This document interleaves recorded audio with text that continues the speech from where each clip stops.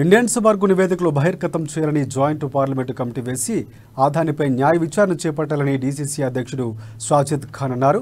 ACC పలు పిలుపు మేరకు జిల్లా కాంగ్రెస్ కమిటీ ఆధ్వర్యంలో పట్టణంలోని శివాజీ చౌక్లో గల ఎస్బీఐ ప్రధాన కార్యాలయం ఎదుట ధర్నా నిర్వహించారు.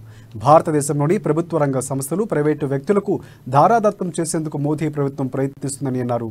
ప్రపంచ షేర్ మార్కెట్లో ప్రభుత్వ రంగ సంస్థల ఆస్తులు తాకట్టు పట్టడానికి ఎవరు సహకరించారు ఇండియన్స్ వర్గ తన నివేదికలో స్పష్టం చేసిందన్నారు. బాధ్యులు అరెస్టు చేసి కటకటాలోకి నెట్టాలని డిమాండ్ చేశారు. పరిస్థితి ఇలాగే కొనసాగితే ప్రభుత్వ రంగ సంస్థలన్నీ బడా వ్యాపారుల చేతుల్లోకి వెళ్లిపోతాయన్నారు. వాటిని కాపాడుకోవాల్సిన బాధ్యత అందరిపై ఉందని స్పష్టం చేశారు.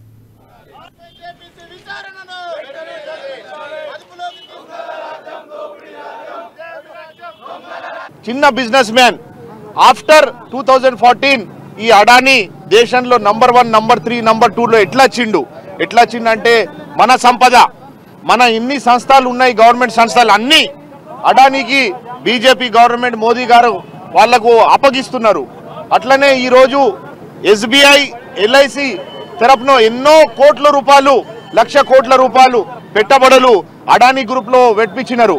ఆయన లాస్ అయితే ఈరోజు ఈ ఎస్బీఐ వాళ్ళు, ఎస్బీఐలో డబ్బులు పెట్టిన వాళ్ళు, మరి ఎల్ఐసిలో డబ్బులు పెట్టిన వాళ్ళు లాస్ అవుతారని